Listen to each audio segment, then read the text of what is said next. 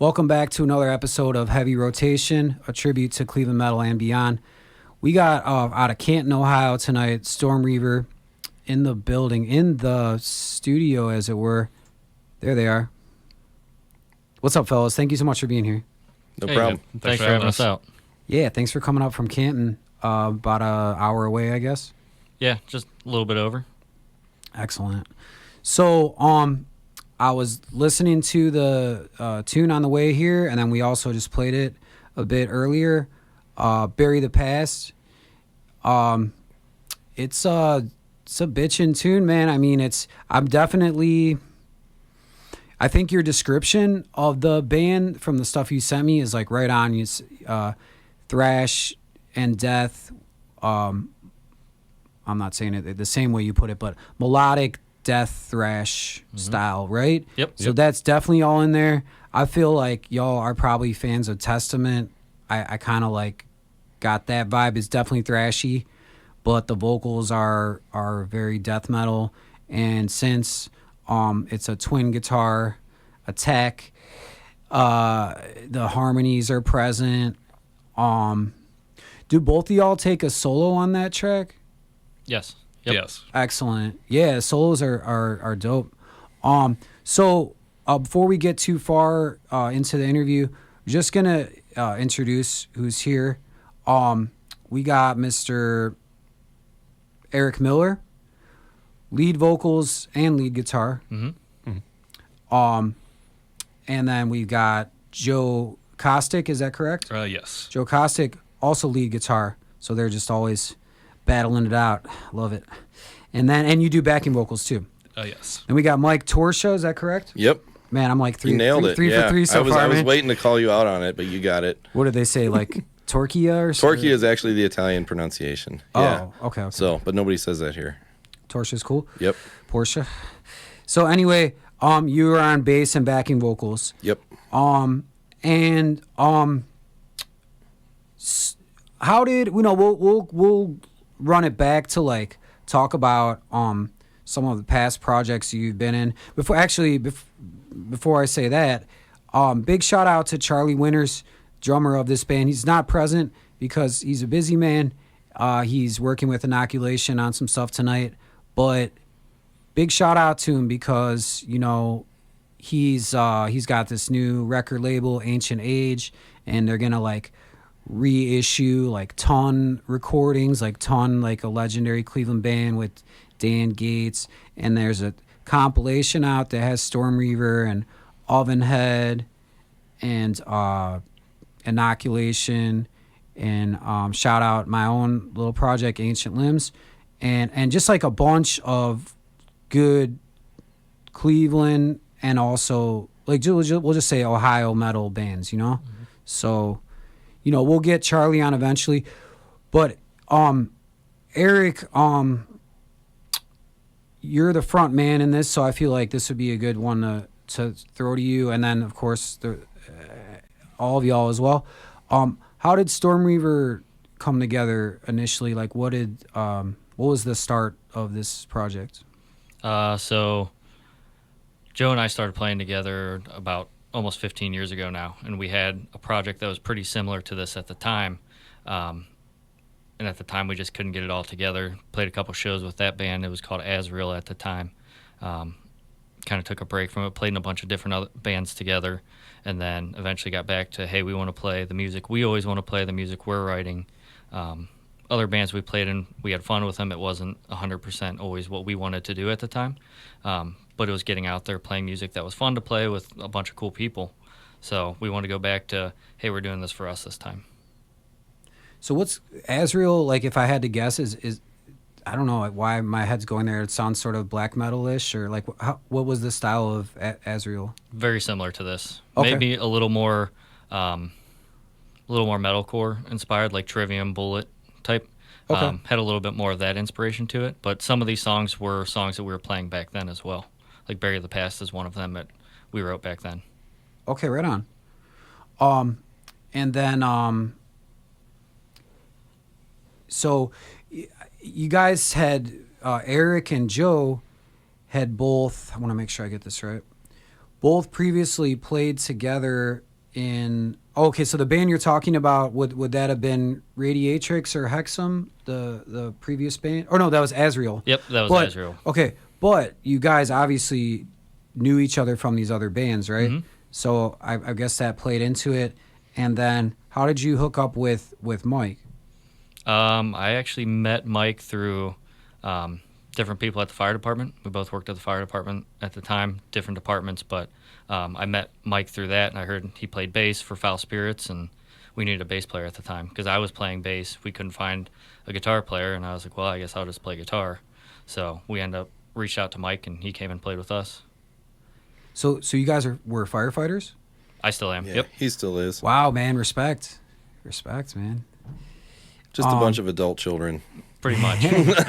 Well, I mean, dude, I'm not. I mean, not to be over the top with it, but yeah, I mean, that's takes a lot of bravery and yeah, man. It was kind of an interesting way that we met because our mutual friend Tyson that we worked with was always like, hey, you got to meet my friend Eric. He plays guitar in this band Hexam, and he'd show me the video that Hexam made and all this. And I was like, oh, that's cool. And then I think he was talking about me to you, and he's working down here. And then, just the way it happened, you came out and saw Fall Spirits play once. Oh, hey, that's cool. I think I gave you some records and whatnot. And then, it wasn't long after that because I think I was still in Foul Spirits, and you're like, we need a bass player.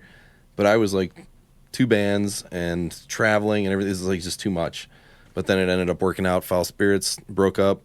And there I was without a job, needed something to do. And I was like, I guess I can play with these guys. Yeah, they're all right enough. They are challenging me beyond challenging because a lot of the bands I played in before, like Foul Spirits was death and roll. I played in a math metal band. I played in a hardcore band. And I hadn't played stuff like this since when I was first learning how to play back in the day. So this has really been a lot for me to get back in the groove of playing so many triplets in a row, all this rapid fire 260 BPM. I wasn't doing that for a long time, except in short bursts. So I'm actually really grateful because these guys have made me a better player in a way because I wasn't playing anything nearly that hard for a long time. Are you a fingerstyle bassist? No, I use a pick. Okay. Yeah, there's a lot of people that hate that, but it's I always played with a lot of distortion, so that definitely is different with a pick versus fingerstyle.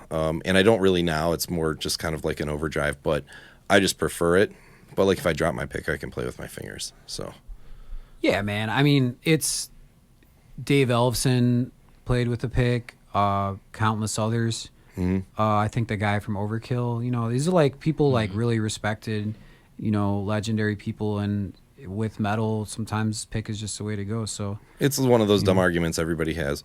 Oh, do you use EL34s or do you use 6550 tubes? Because there's a difference. Is there? No. At the end of the day, there really is not that big of a difference, Yeah, if the music sounds good to you, and that should be where the conversation ends, right? Yep. And if not, you listen to something else. Right, exactly. So yeah, running down.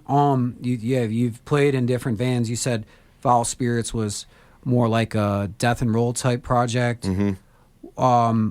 Hardcore. I'm guessing you're talking about. I have this in front of me. From thank you, Eric, for sharing all this with me ahead of time. Run Devil Run. I'm guessing was you're referring to. Yep. Excellent with Don Foose. I think I'm saying his name right. Yeah. From the Spud Monsters, and probably some other stuff I can't think of at the moment. Black Mercy was which? Well, we'll just say this. Which one of those bands was more like the mathy type project? The math metal project was Dissolute. So we were Keel Hall was a huge influence for us. So it was that kind of, nothing was really 4/4, but it wasn't like Co-Conspirator, where Co-Conspirator is pretty far out there. We were just more it was, I don't know, somebody described it as feeling like they got in a fight and lost listening to our music. So, because everything was just tumbling and always on the edge of chaos, but, it was also organized at the same time. Just that whole thing that came around about that Keel Hall era. So, where all the other musicians at the shows were like, it was cool, and everyone else was like, what happened? Just choom, right? Yeah, a challenging listen, as they would say. Yeah. Maybe Gore Guts, Obscura, or some albums like that where it's you know, you got to listen. Maybe you got to listen a couple times to really like Yeah, wrap to your really head start around getting it. Yeah. for sure, man. I think about that too because, you know, I tend to gravitate towards like, I really like, and I'm not saying this just because you're here, you know, like to gas you up, but I really like death and thrash. That's like my happy place, you know, like I love like Monstrosity and like Old Sepultura and stuff. So some bands, you know, that are really like that Gorguts album, it's just like, that's like a tough listen for me. But I sort of think about it the same way as like, you know, when I first tried to like start like learning about like jazz music and stuff, and it's like you just want to turn it off, man, but you're like, let me come back to this tomorrow and like maybe I'll appreciate it more. And so anyway, Joe, you and Eric were both in Radiatrix and Hexam. Like, could you describe to me a bit like what were those projects like? Were they similar in style, or how would you describe them? I would say Radiatrix was kind of similar. It's kind of like more like thrash, kind of like groovy. Hexam, it was more like rock and roll, so I'd say it's pretty different. But it was a lot of fun. Met a lot of great people. Played with a lot of good bands. Definitely had a great time. Excellent, man. And so I would imagine like you guys work together pretty well. Like, although as I look in these notes are so. Dude, thank you so much. This is like the most information I got in ahead of time. So in those cases, Eric, you were on bass, and then Joe, you were on guitar. Whereas this time around, you guys are like the twin guitar.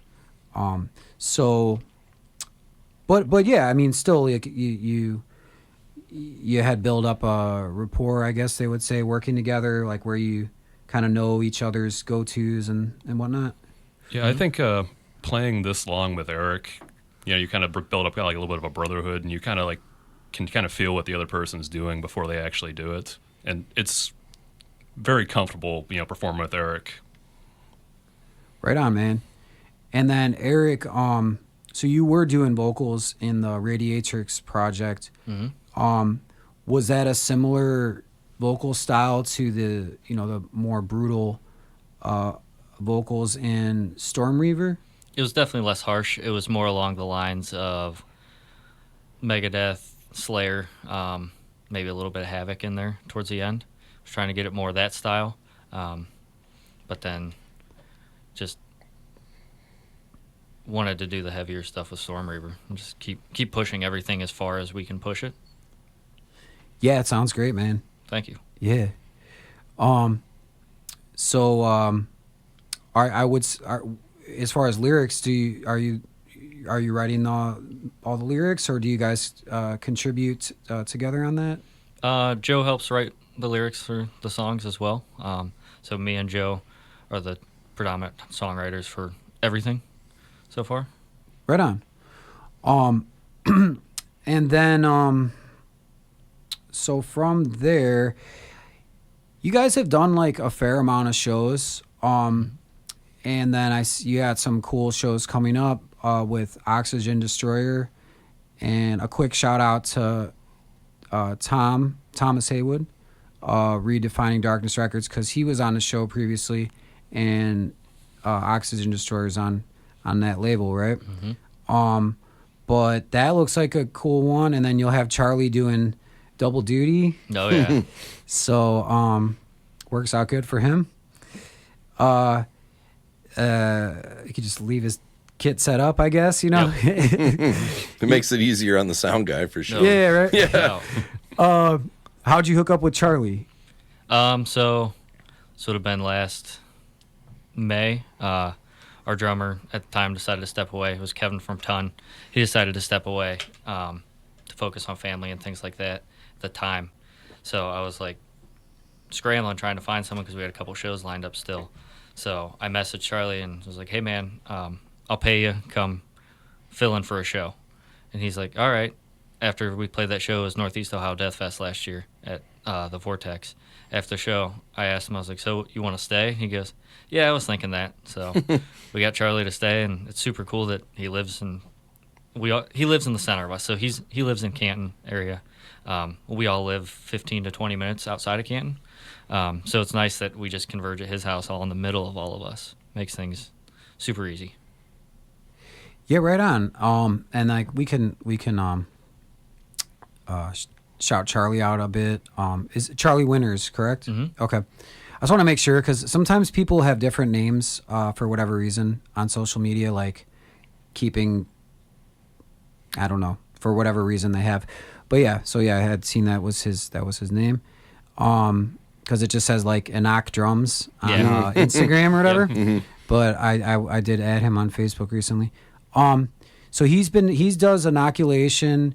He does Vicar Blood, I think, Storm Reaver, and then I think it's like Warm Body. Warm Body. He has the Intangibles. What's the slam band? Exit Point. They're on that compilation record as well. Yeah. So like 6 bands that and maybe some else that we're missing at least. Yeah, he's doing a lot. And then I keep seeing like lately that he's posting videos of him playing guitar. So I love to see that, man. I mean, you know, we got one life to live, as it were. So you gotta do as much as you can, right? And then it seems like he's got the skill to do it, right? Mm-hmm. You know, like Without a whereas with some people can spread themselves too thin. Or, you know. So we talked a bit before the interview, and then I asked you guys about the recording of your single that you have out, and so you said that you have handled the recording of that mic, and then did you mix and master that as well? I did. I'm not. I'm like I can track stuff, and I've made a couple. I did a couple of the Foul Spirits albums, and they were not. I wasn't that ecstatic about how they came out. I didn't do like as good a job as I wanted to do, but also there's like a time element, right? So that was kind of one of the issues I was running into was like all the micro editing of things, and it was just taking a while to get a couple of songs done. So at this point, I did pull this one together, this like demo rough mix for Nation on Fire, but I'll do all the tracking and then everything goes to somebody else to finish because, you know, somebody who's like they're an actual engineer and they actually do this and they are proficient and efficient and can get it done and it's going to sound proper, whereas I'm like going to spend way too much time on it for it to just sound like okay, you know, like it's going to be expensive to press vinyl. I don't want to, you know, make something that just sounds okay, you know, it's got to sound as good as it can sound. So I can get the bones and let somebody else do the magic. For sure. So that's a move going forward, basically, is what you're saying. Yeah. Yep. Yeah, we've got some of the guitars tracked for a few of the songs.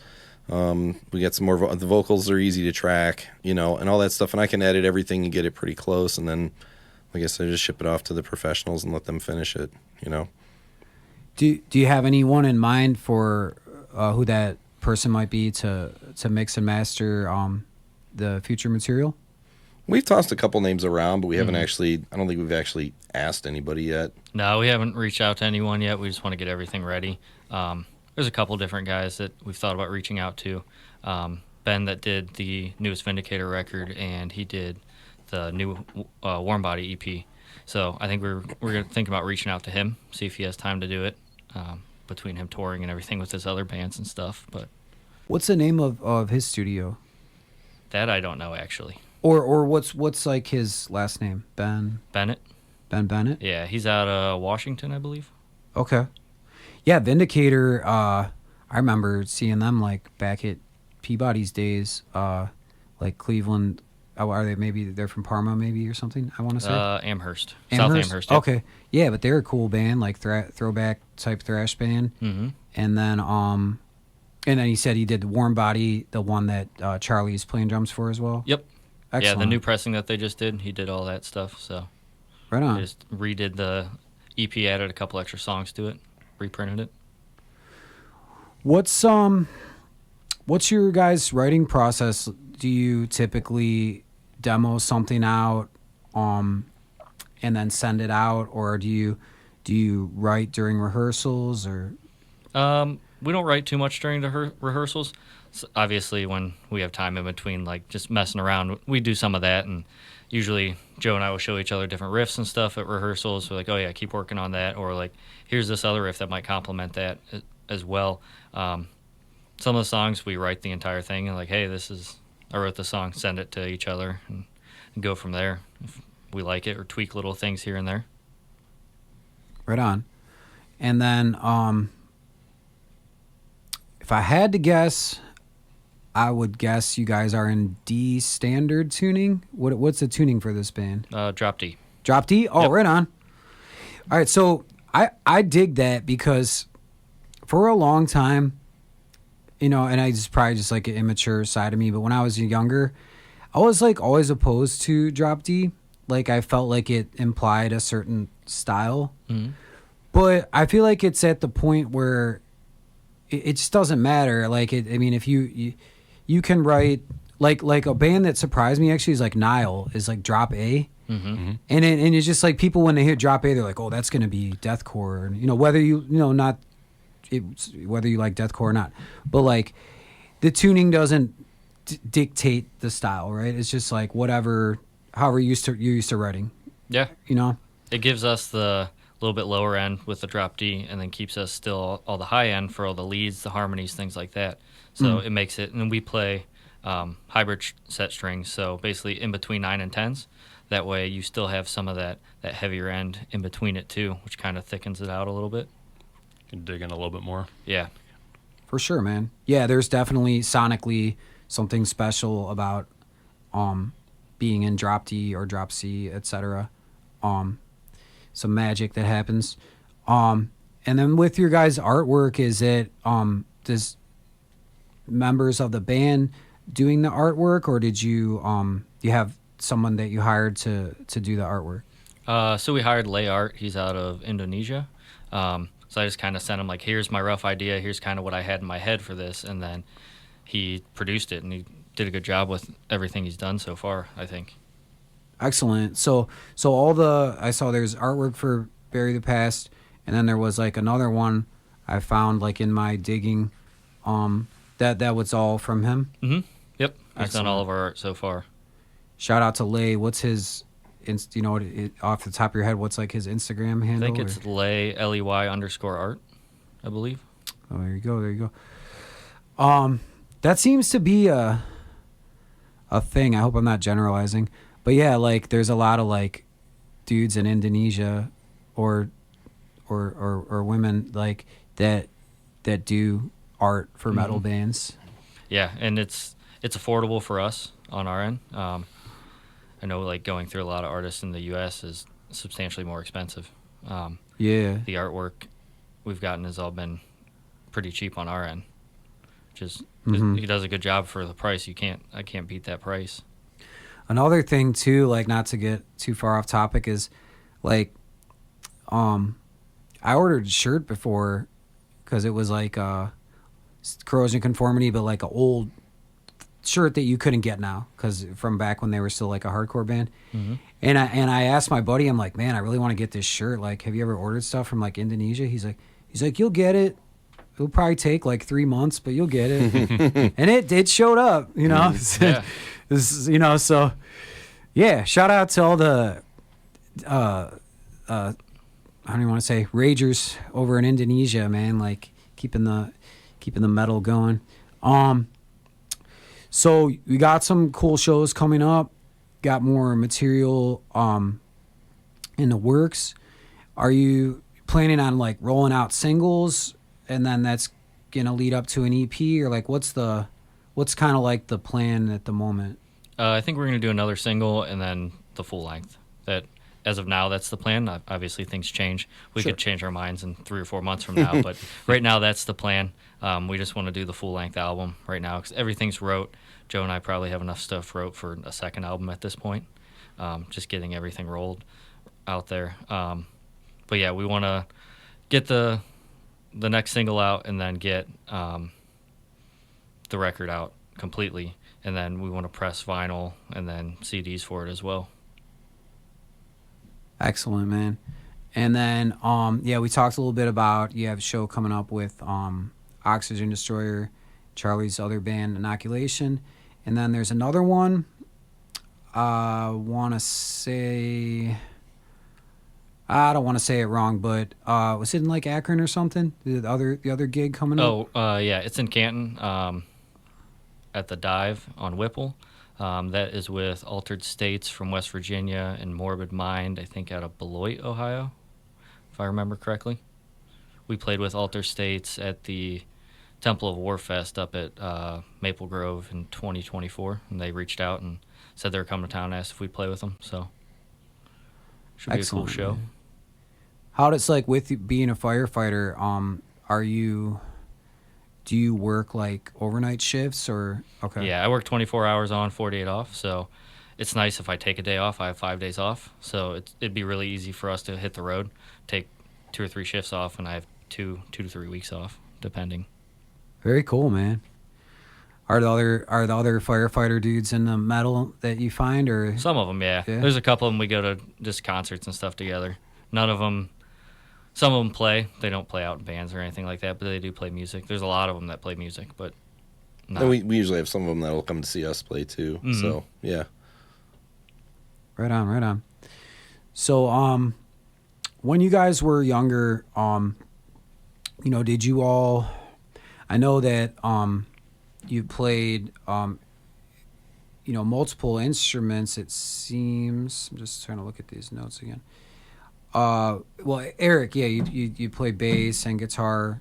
As far as like what you've done in projects, did you have you guys, also played other instruments? Like, some people started in like band or something like saxophone, or like you just never know. Like, what was your start in music like before you were even doing bands? My dad always played growing up. He was always a bass player, so growing up I wanted to play bass. As I got a little bit older, he had guitars around the house too and wanted to start playing those. Started learning how to play guitar. My brother played drums at the time when I was a kid, so I had a drum set to play around with, and I have a drum set now. I don't ever really touch it. It's been a while. Kind of just collects dust at this point, but it'd be something I would like to do more of. It's just focusing time where time is most useful. Yeah, I hear you. How about for you, Joe? I actually started out with drums like pretty young. I want to say like kindergarten or first grade, because both my brother and my older cousin, they both played and I wanted to be like them. But being that young, I really didn't have like the focus to like stick with it. So I just kind of ended up like quitting after a couple years. I picked up bass in 7th grade because buddies of mine, they started a band, they needed a bass player, and then I moved to guitar like freshman year, and I just stuck with that after that. Right on. And then Mike, you mostly bass for you, or have you played some other instruments as well? Well, when I was a kid, I'm going to date myself, but everyone can probably see the gray hair anyways. My parents had a bunch of records, and I learned how to put the records on and play them on the stereo when I was a kid. And I really liked Barry Manilow, and then Barry Manilow was coming to Blossom, so my mom took me to see Barry Manilow. I was like, 4, and I was like, this is it. This is the coolest thing ever. So the next year, I begged her to get piano lessons. So I played piano till I was about, 10 or 11. I played cello in the band in grade school because you could get out of class for a while if you played an instrument. So I played cello for 4th grade, saxophone for a couple years, and then in 6th grade, Tony Katuzis gave me Kill 'Em All, and that was it. And I was like, dang, this is great. And that was the same time that And Justice for All had just come out. So I went and picked up And Justice for All on cassette. And I was like, I want to play bass. Because this guy that plays bass on this album is pretty... Not And Justice for All, obviously. But on Kill 'Em All, I was like, this guy is amazing. This is great. And I started getting the Guitar World, looking at the tab. And that was it. I just have played bass ever since. So some of the bands I've sang and played bass, but I've never played anything else like, real instruments. I've never played guitar or drums or anything on another album. So if you gave me a saxophone, I wouldn't know what to do with it. If you gave me a piano right now, I wouldn't know what to do with it. But at one point, I was able to, just kind of progressed along the way. So, but yeah, it's just been straight bass for the last 30 whatever years. I should be way better at it than I am, but I think a lot of people feel that way. Well, it's good to be humble and, Yeah, man, because there's always something new we can learn, and then like, you know, grass is always greener. So you see like this dude like shredding and stuff, and then like, some other people are just like write the best riffs or so, whatever, however you want to think about it, right? Mhm. So it's all important. But I assume all that background of a young age give you like a good foundation. Like, were you learning how to read music and all that? Mhm. Yep. And you get that sense of like timing and tempo and practicing to a metronome, and that, as that stuff all just builds. When you're that little, you're a sponge. So you just suck it all up, and I feel like it didn't go away, right? So you just get a sense of timing and those fundamentals that are harder to pick up later, I think it just kind of tends to stick with you longer. And it's also like if I don't play for a while, I can just grab it and pick it back up and pick up. Like when I started playing with these guys, at first it was super hard to play this thrash stuff, but I picked it up faster than if I hadn't been playing for a longer period of time. If I'd only been playing for 5 years, it would have taken me a lot of work to be proficient playing this stuff. So it's kind of nice. Yeah, I feel that. I think that'd be the best advice if I were asked, to any younger musician about like being in bands. And so it's like you gotta work really hard when you're young, because it's hard to catch up when you get older, right? So I think anybody that's out there doing this now and like having some success with it, they, a lot of stuff you're doing, like it's not, there's like not a lot of time to practice. It's like you have a regular job or like some way that you're making money, and then you're trying to write songs, and then you got to record the song and promotional things. And it's like, so if you didn't do all that work when you're younger, it's like gets to be a lot, right? Yeah. I remember, back in my Definitely. teens and early 20s, we were all just working, part-time and whatever. And, we were practicing 2 or 3 days a week for, from our teenage years all the way up until I was in one band. I was 20 years old. We were practicing 3 days a week, and you don't get to do that when you grow up. That's like when you're younger, you get to do that, but you get all those fundamentals a lot more strong, I guess, if you're playing all that. You're practicing and rehearsing with people 3 days a week versus just sitting in your room jamming. There's definitely, I think, more of a stick with it kind of thing. Of course, yeah, man, that's such a luxury when you think about. I think about that too, like as far as the whole topic of like, oh well, recording is different now, and like, it's not the same. But I mean, it was just different, I think, for bands in the day. I'm sort of repeating myself. I think a conversation I had with the previous guest, but I'll just try to be quick about it. People weren't using like Guitar Pro and then like able to record demos at home. So I think naturally they were just, by the time they went to the studio, they had just done it so much in the jam room that it would happen that way. Whereas now, maybe like everything's like you said, like we're recording everything, like, and then we're sending it to a mix engineer.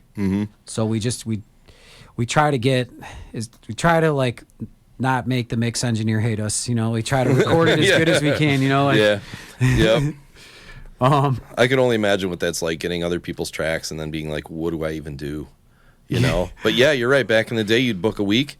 You went in. I mean, you did your drum takes, and everybody else was kind of like jamming along, and then you'd punch in and fix your stuff. But it was like the drummer had to get the song perfect on a take, or the take was garbage. If he was late on a snare hit or whatever, you got to do it again.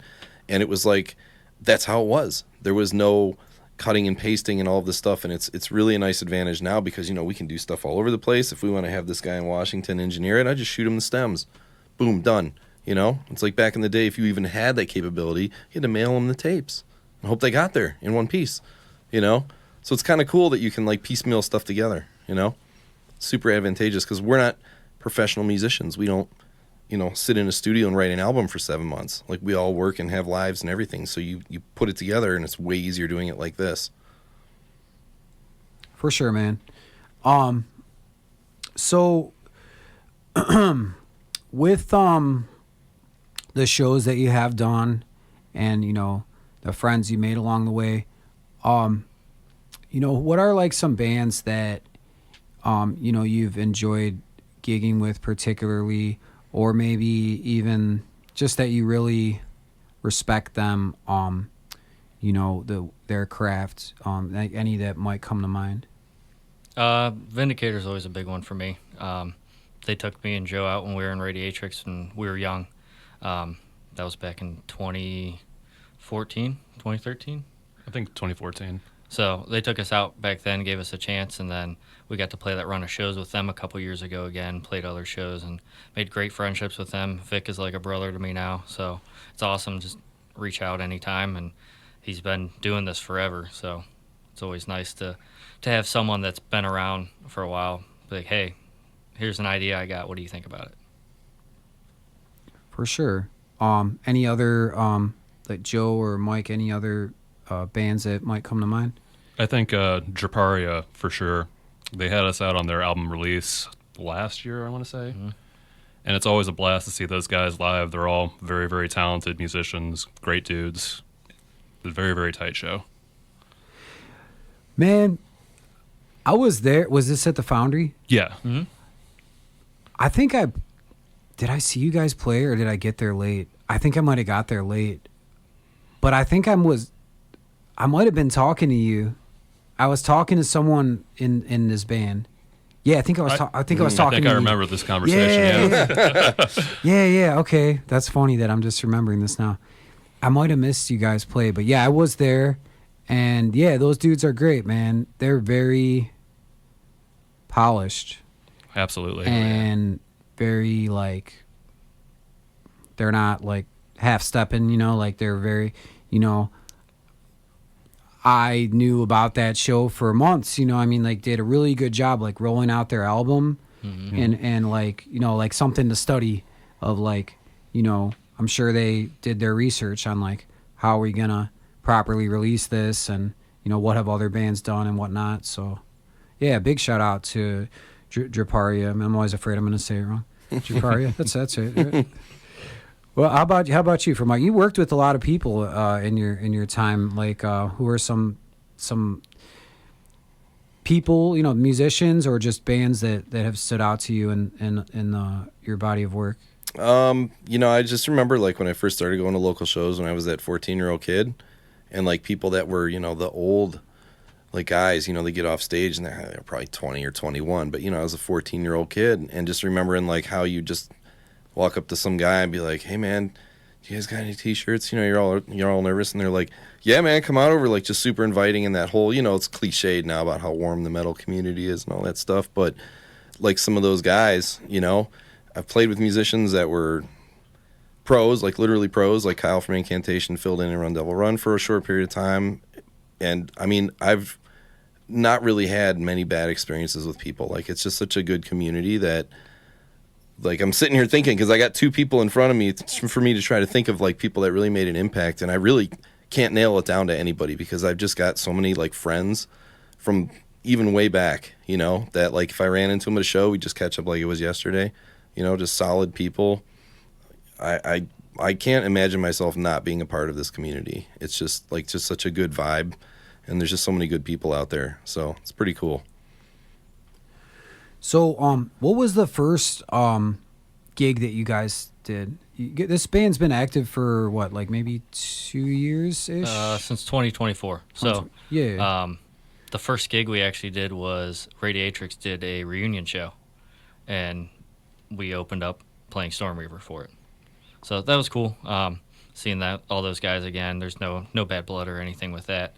But it was cool. They asked us to come out for the reunion show because they were getting back together, start do shows again after Joe and I left in 2014. Just decided we want to do something else, but it was cool getting back playing with those guys again. Of course, we had to play their most popular song as their sound check. Nice. Where was that gig at? That was at Maple Grove. Oh, excellent. Yeah, man, Maple Grove. It's been there forever. My dad used to hang out there in high school. He grew up in Maple Heights. Yeah. How has it been there since like what, like I'm just guessing. 70s, now, 70s? Yeah, at least. It has that vibe of like an old like rock and roll club, like something like that. So yeah, aside from all we've gone over quite a bit. And for better or worse, I don't make a script for these things, so sometimes I have to think for a second. Yeah. Keeps it more natural, at least. What are like if you think about bands that really, I mean, obviously you guys have done different stuff, like not all death metal, but like if you just off the top of your head had to name like some big influences for you, like be it vocals, guitar, or just like the overall, so like what would be, and this of course doesn't have to be Cleveland bands, it could just be any bands, like what are like some really big, like you got a Morbid Angel shirt on, Destruction. That's like a movie though, right? Cannibal Holocaust. Yep. Yeah, I think the movies can be really, like there's that band Fulci where it's just like all about like what's been really influential for you guys. For me personally, probably the biggest influential album was Rust in Peace from Megadeth. And then Kiss was always a huge one for me. That was probably the reason I ever picked up a guitar, because of Ace Frehley. Just that was always what my dad was listening to, and I remember seeing all the posters of like Gene and Ace. I'm like, these are the coolest guys ever. And like it was just super influential. And then Iron Maiden was always a huge one. The musicianship from them, so from everything in that band is all just top notch. So those are like my three biggest influences. I know it's not all death metal or really, really heavy, but it's all just what really drove me as a musician, wanting to be better. A death metal influence is death, of course. Yes. Yeah, I mean, I think for any one in a band, in a death metal band that is playing guitar and singing, you think of Chuck, right? So yeah, I've all big respect to, rest in peace to Chuck Schuldiner. How about you, Joe? Well, Master of Puppets was the first album I bought with my own money as a kid, and that was a big gateway album for me. It got me into heavier music and faster music, so I gotta say Metallica, early Metallica. Death was a huge influence on me as well. Obviously, Morbid Angel and Testament, they were also really, really huge on me. But also In Flames was also another big influence, along with like earlier Trivium as well. That really got me into like a lot of the dual guitar. Iron Maiden as well. Yeah, of course, man. No, and that comes across in your guys' music. I sort of was thinking like when I was listening to the track like At the Gates, and of course, right, with no Trivium without At the Gates or any like metalcore type music. And it's same question to you, Mike. It's hard to say. Like I said, my buddy in 6th grade gave me Kill 'Em All, and then I got And Justice for All. Obviously, those are big. And then not long after that, you had Rust in Peace come out, like super formative years when I was like just starting to learn to play bass. I also, a lot of like Black Sabbath. I didn't even realize how much Geezer influence I had until somebody pointed it out in a studio when I was recording my bass. They're like, "You're playing a lot of Geezer lines." And I was like, "What are you talking about?" And then I was like, "Oh yeah, I guess I am," right? So like you don't even realize. Halloween for sure. They were a big influence on me as a teenager. I listened to them a lot. It's hard to like narrow it down, you know what I mean? But yeah, I feel like those are some pretty good influences. And I'll shout out my buddy Kyle. He played guitar in Ventana.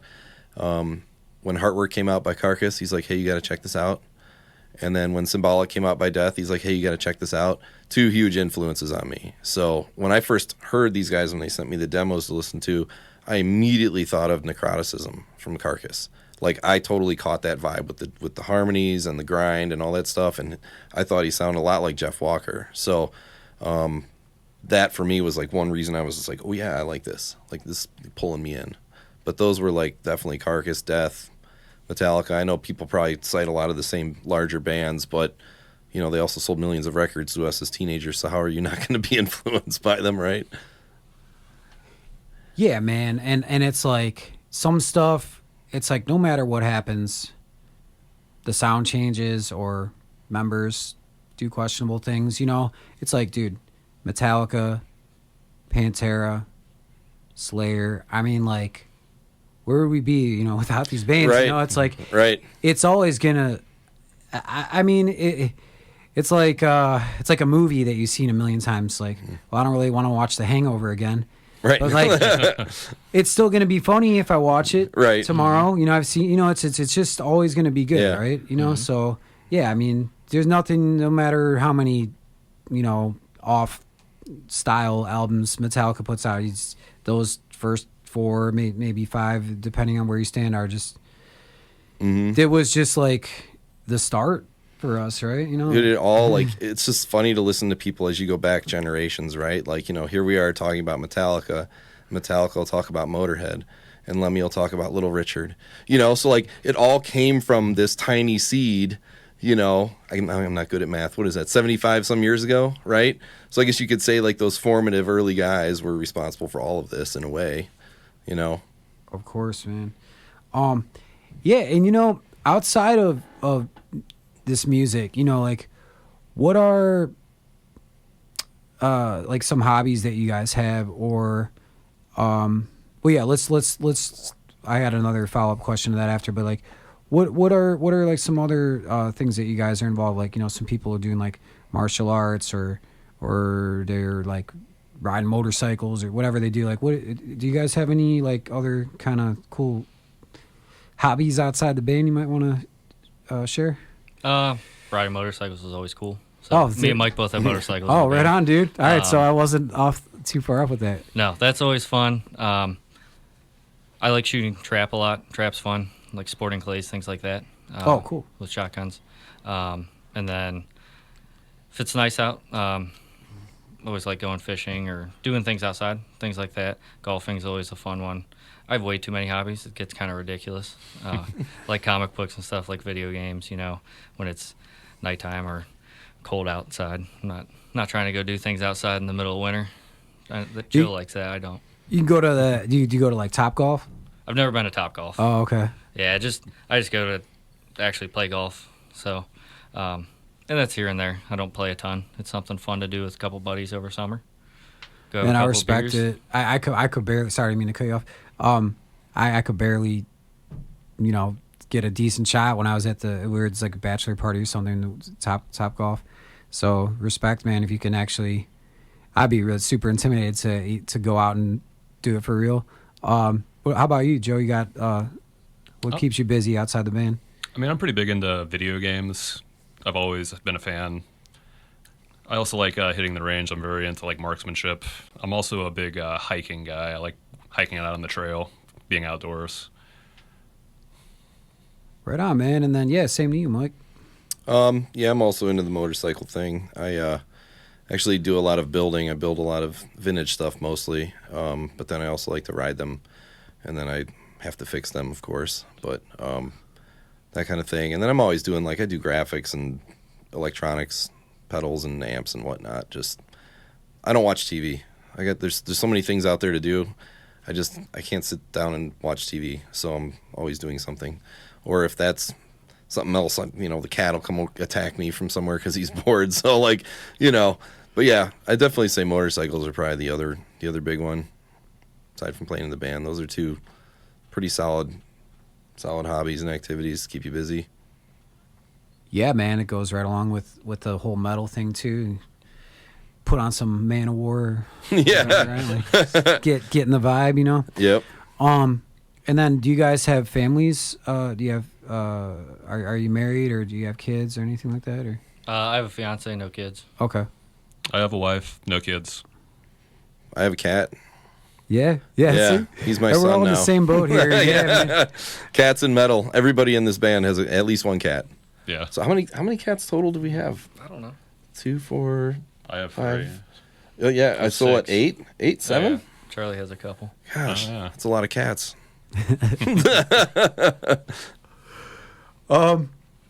So is this the first interview that you guys have done like this? Many years ago we did some interviews with Hexam. Yeah. Those were all usually really drunken shenanigans. So it was usually after we played sometime and me and Joe were hitting the bar the whole night. So Okay. I did an interview with Heavy Metal Horror a couple months ago with Mark. That was cool. But yeah, not a ton. This is the first Storm Reaver, especially almost full band. Yeah, it's cool. Just awesome.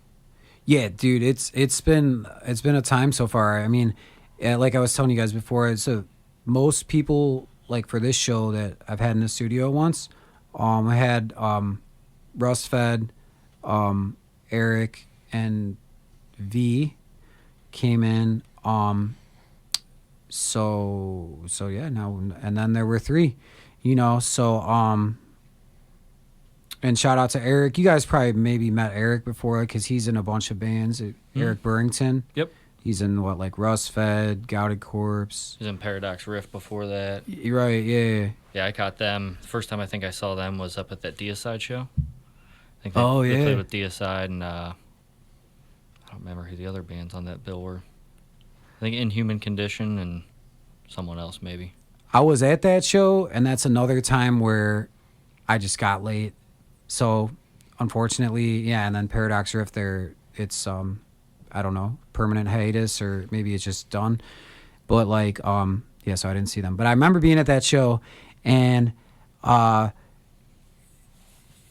whoever did their merch for the headliners have a really good sense of humor, because they had a Inhuman conditioner that looked like a what's that shampoo, like maybe like VO5 or something. Like you could tell he just like changed, just put That's hilarious. and then you'd pay like $10 for it, but it's like, Yeah. I guess it's worth it if you're like collect stuff like that, because I'm sure that was probably not a item that's gonna continue to be like available. And then the best was the Once Upon the Floss. I'm not making this up. Dude. That's awesome. There's a picture. There's a picture of my phone somewhere that I'll never delete because that was super funny. And also just like when you think of Glenn Benton, he's just like, he doesn't have that. Well, no, I wouldn't say that. I've seen him in interviews be pretty funny and stuff. But the overall image of the band is not like it's serious, like meant to be like scary, like satanic, So I was just like, okay, that's pretty damn funny, man. I like all the novelty stuff. We made some Garbage Pail Kids of ourselves. So I think that stuff's neat to have. It's neat to have, you've got your merchandise and you got your shirts and your CDs and whatever, but then, it's always fun to have little things like that. I totally forgot. I should have texted you and asked you to bring him a set of the cards. I know, I thought about it. Yeah, I'm sorry. I totally forgot. But yeah, just little, like, it's easy to make, and just like, oh, here, you bought an album and a shirt, here's a pack of cards, It's kind of fun. Yeah, that sounds rad, dude. I mean, I'll get out to one of your guys' shows, or hopefully, be on a show with you, and when things materialize for some of the projects I'm working on. But yeah, that sounds rad. I just saw the Gruesome Graphics, where I can't think of the guy's name right now, but I definitely follow him on Instagram and all that, and he's done artwork for like Leptospira and there's more Cleveland bands that I can't think of right now, Ohio bands, but he did something like that. Garbage Pail Kid, yeah, he did some cards like that too. How did that? So did you hire someone to make those, or how did you? I just photoshopped them all. Oh, okay. Yeah, I took the existing ones and then modified them slightly. Like for his, I put a mustache on it. Just like little, but I changed the names at the bottom to reflect us. So, and they're from the actual cards, but they're pieced together. So they're not the same exact card, Man, that's super cool, because I think we're at the point where there's a bit of like AI fatigue. It's like, it's just really obvious now, like when you see some people like every single thing, and it's like, dude, like put a little effort into it, Yeah. Kind of makes you wonder about their music too, because then if you're like, well, if every single flyer and like artwork you have is AI, it's like, where else are you using that? So but yeah, you guys got these gigs coming up, you got the release coming together. What's like, if you think of, a band, like what would be a band that you would just be like psyched to be on a bill with. Like if you know, whatever, you know, if they come through Ohio, or like if you did a short tour with them, like what would be the first kind of band that would pop in your head, like in any style? I'm personally super stoked to play with Oxygen Destroyer. I was pumped when they were coming the last time, and I was like, man, we got to get on that show. And it was filled before we could. And I saw they were coming again. I was like, man, we have to get on with these guys. They're so good. And then Drawn in Quarters is awesome too. 90s Seattle thrash or death metal, like just old school death metal. A band that I would really like to play with. It's a tough one. Go big, man. Yeah, if I can go as big as I could go. Iron Maiden. Yeah, right. Yeah. I did try and hit up that Temple Live venue when they were open, when Megadeth was opening, because they had one opener. I was like, hey, we'll come open. I was like, you don't got to pay us. I was like, we'll just come play. Yeah. They're like, nah, there's no openers besides, I think All That Remains was on that tour. That would be obviously my dream band to ever open up for, because that's been my favorite band since I was a kid. But even like just like a mid-level, like realistic band that would be cool to open for would be like Inhuman Condition would be, I really like those guys. Those guys are awesome. Or Fulci or someone like that would be really cool. Yeah, man. I the Fulci, I had people trying to put me onto them, and I was like, yeah, it sounds cool. But like, that was a band. I think that's a band, for me at least, where seeing them live was like what sold me on it. Mm-hmm. 100%. It's Yeah. really well put together, man. Like with having the movies playing in the background, and like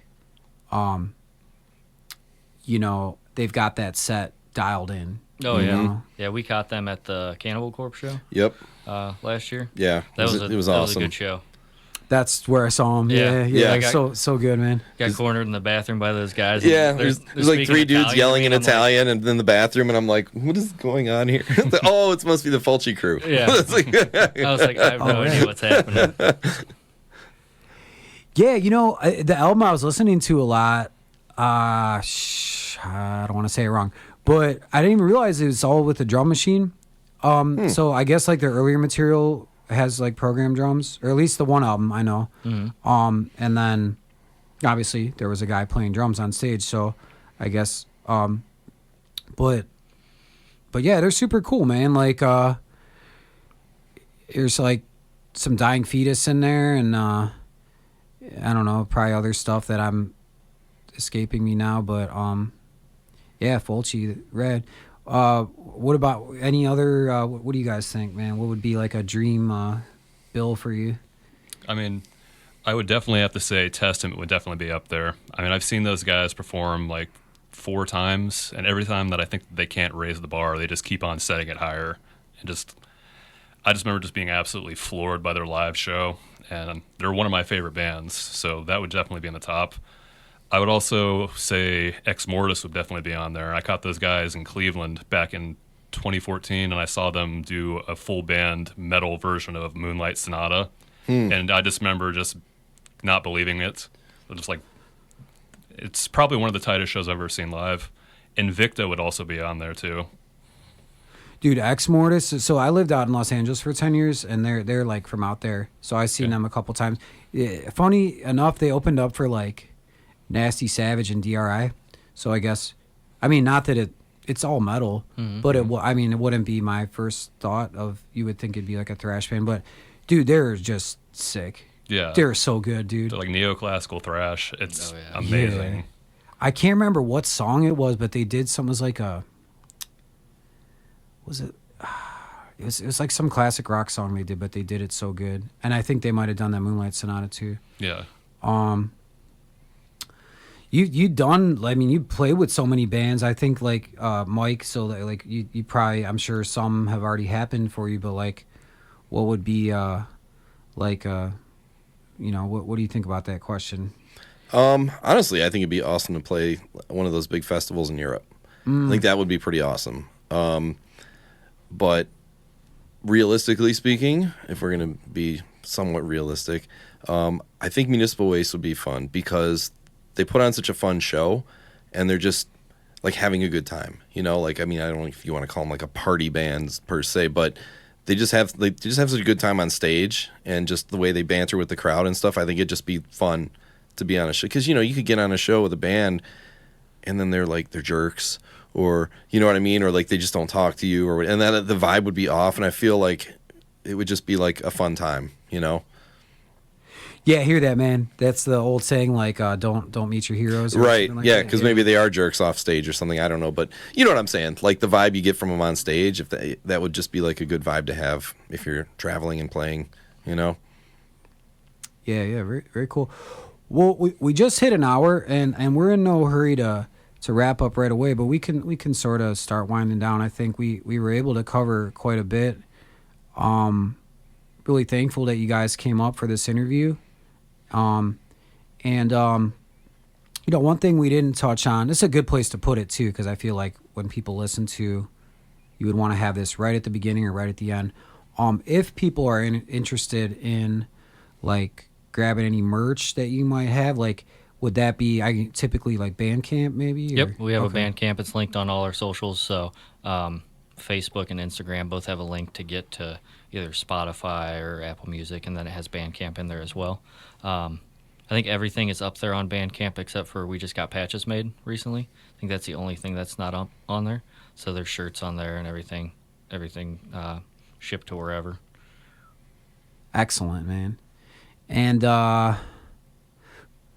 here's a good well, let's just say because I didn't think of it before. How'd you come up with the name Storm Reaver? Or who came up with it? Mixture of Joe and I. Okay. So we initially wanted to call it Stormbringer, right? Yeah, it was I believe it was Stormbringer. Then it moved to Storm Ruler. Yep. And there's bands with those names already. And then just thought, I was like, I don't know, Reaver's cool. It's like pillaging villages and things like that. I was like, that's pretty cool, I guess, for a metal band. So just went with that, and everyone always calls it Storm Beaver, so whatever you want to call it. Especially our one new logo. You can't see the bottom of the there's a new product for us. Yeah. Yeah, that's unescapable, but I mean, it could be worse. Yeah, it's Storm Beaver. That's too bad. Maybe that can be another fun merch item, Storm Reaver. That'll be our grind album. Yeah. Yeah. Well, like I said, thank you so much for being on here, guys. Anyone you want to shout out that's been, would they say? We're talking about music, so it's perfect. That's been instrumental in this band. Like, you have, people that have been, outside of the members, has anyone been like really like, maybe there's like some dude that's like at every show, or just anyone that like you might want to shout out in general? Anyone come on? Shout out for Vic Stone for helping us out with everything from Vindicator. Shout out all the fans that come out all the time. We couldn't be doing this without you guys. And then the awesome metal community as a whole. Cleveland metal scene's incredible. So there's too many people to name that are just always there and willing to help and do whatever you can to help local bands and stuff, which is awesome, including you. Hey, thank you, man. Yeah, I mean, like with this show, it feels so good now to be doing the interviews.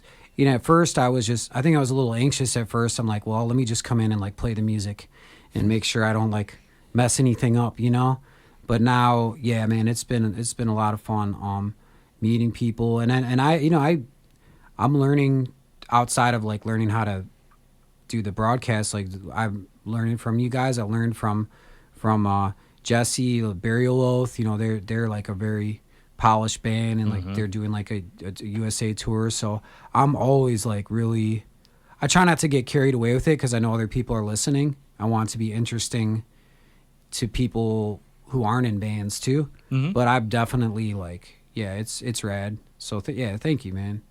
Thank you for being here, fellas. If nothing else, we'll wrap up for tonight. Big shout out to the homies here. I got to make sure I don't mess this up. No, wait, I think I remember now. Eric Miller, Joe Kostick, Mike Torsha.